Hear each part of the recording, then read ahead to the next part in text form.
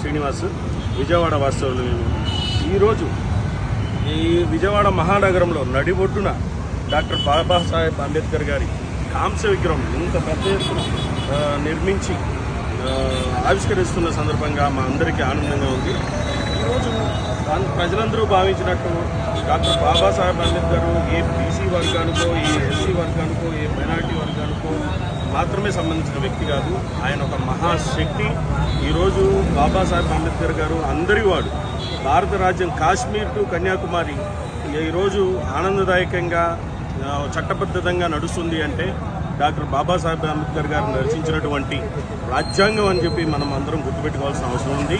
మనం వీరందరూ ఈరోజు బాబాసాహెబ్ అంబేద్కర్ గారు ఈరోజు ఆర్టికల్ 360, 375 ఇవన్నీ చేయటం ఈరోజు మనకి ఇచ్చిన డాక్టర్ బాబాసాహెబ్ అంబేద్కర్ గారు ఇచ్చినటువంటి మనకి రాజ్యాంగం కల్పించినటువంటి హక్కుగా మనం అందరం భావిస్తున్నాము. అంతేకాకుండా విజయవాడలో ఈరోజు సబ్బండ వర్గాలు, అన్ని రకాల వర్గాలు ఈరోజు ఆనందదాయకంగా ముఖ్యమంత్రి జగన్మోహన్ రెడ్డి గారికి కృతజ్ఞతాభావం కలుపుతున్నారు. ఎందుకు అనంటే ఇది ఎప్పటి నుంచో ఉన్న కళ. ఈరోజు మహాత్మా గాంధీ గారి విగ్రహాన్ని చూస్తున్నాము, తర్వాత సర్దార్ వల్లభాయ్ పటేల్ గారి విగ్రహం చూసాము. ఈరోజు ఎంతో ప్రైడ్గా భావిస్తున్నటువంటి ఈ యొక్క కాంస్య విగ్రహాల్ని ఈరోజు తెలంగాణలో కూడా సమతామూర్తి అని చెప్పేసి ఒక నరేంద్ర మోడీ వచ్చి ఓపెన్ చేశారు.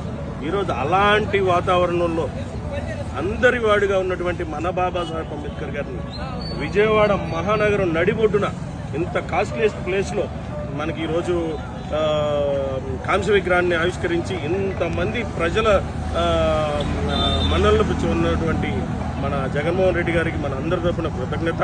అంతేకాకుండా ప్రతి ఒక్కరు చిన్నపిల్లల నుంచి పెద్దవారి వరకు ప్రతి ఒక్కరూ ఈరోజు ఆనందదాయకంగా ఈరోజు ఈ సభకి ఆవిష్కరణలో పాల్పంచుకోవటం నాకు చాలా ఆనందంగా ఉంది. విజయవాడ వాస్తవునిగా ఇటువంటి చూడండి, ఎంతో దూరం నుంచి అసలు కనుచూపు ప్రజలు వచ్చారు. ఈరోజు ఇక్కడ చిత్తూరు టు శ్రీకాకుళం వరకు వచ్చినటువంటి ప్రజలందరూ కూడా ఒకటే కోరుకుంటున్నారు, ఎంతో మంచి పని జరిగింది, ఎంతో మంచి పని చేసినటువంటి ఈ యొక్క ప్రభుత్వానికి కానీ ప్రజలందరి సహకారంతో మనం చేసినందుకు కానీ మనమందరం కృతజ్ఞతతో జై భీమ్, జై భీమ్, జై భీమ్, జై భీమ్.